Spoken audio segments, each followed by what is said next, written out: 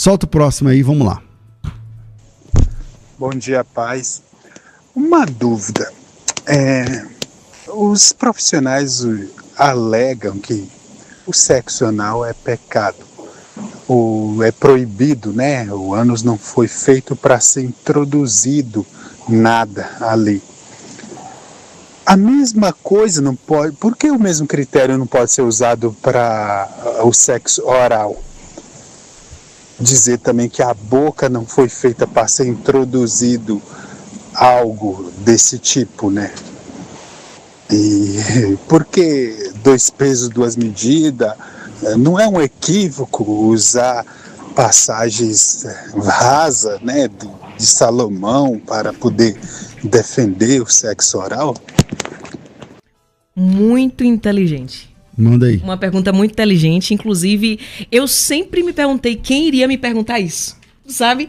Essa dúvida... Chegou o dia. Eu ficava assim... Ou eu, né? Pergunto, vou levar essa pergunta sozinha ou eu vou esperar alguém. Então, chegou o dia de tirarem essa dúvida. Vamos lá. Por que o sexo anal não e o sexo oral sim? Primeiro, o ânus não foi feito para introduzir. Mas a boca foi. Você não introduz a comida na boca? Você não coloca lá dentro? Então, ela está sendo introduzida, ela já está sendo utilizada para isso. Outra coisa, sempre se utiliza a passagem que diz que os sodomitas não herdarão o reino dos céus, quando você coloca, dá um Google assim, perguntando o que é sodomia. Sodomia é uma palavra de origem a partir de uma interpretação de uma passagem bíblica usada para designar atos considerados imorais praticados pelos moradores da cidade de Sodoma. Desde alguns séculos que o termo sodomia significava práticas sexuais contra a natura. No entanto, a palavra sodomia não possui raiz bíblica e deriva de interpretações casuais e seletivas que desconectaram o termo de seu contexto original. Nos escritos, o erro de Sodoma é descrito em Ezequiel 16, 49-50, onde o texto hebraico menciona Avon Sedom, traduzido como a iniquidade de Sodoma, que consiste em arrogância, fartura de pão entre alguns e desprezo pelos pobres e a falta de compaixão. Esses atos refletem negligência social, ganância e desumanidade, enfatizando violações éticas relacionadas à justiça e hospitalidade, consideradas importantes no contexto histórico-cultural da sociedade. A conexão posterior entre sodomia e sexualidade é uma leitura isolada que ignora o contexto histórico e linguístico, desconsiderando o foco bíblico em questões de amor ao próximo e empatia. Vai ter uma resposta muito objetiva, sodomia e coito anal, ponto. Aí tem gente que diz, não, é o coito anal entre homem com homem, isso aí tá falando de homossexualidade. Mas na mesma passagem em que fala sobre sodomia, também está falando sobre homossexualidade. Então não faz-se necessário o escritor dizer, não herdarão o reino dos céus os homossexuais e os homossexuais. Deu pra entender? Os homossexuais e os que praticam homossexualidade. Não faz sentido ele repetir. Então, quando ele diz os homossexuais e os sodomitas, ele está falando sobre a prática. Aí tem gente que vai dizer, não, é que morava, né, em Sodoma. Ele está falando sobre a prática. E a prática é o coito anal, que é uma sexualidade antinatural. Qual é a diferença da boca? Primeiro, não tem uma passagem que ampare ou sustente dizer que é pecado. Segundo, no coito anal, existem doenças que vão provir, né, dessa prática. No sexo oral, não. Então, não fere a saúde, não fere a moral e não tem uma passagem bíblica que proíbe.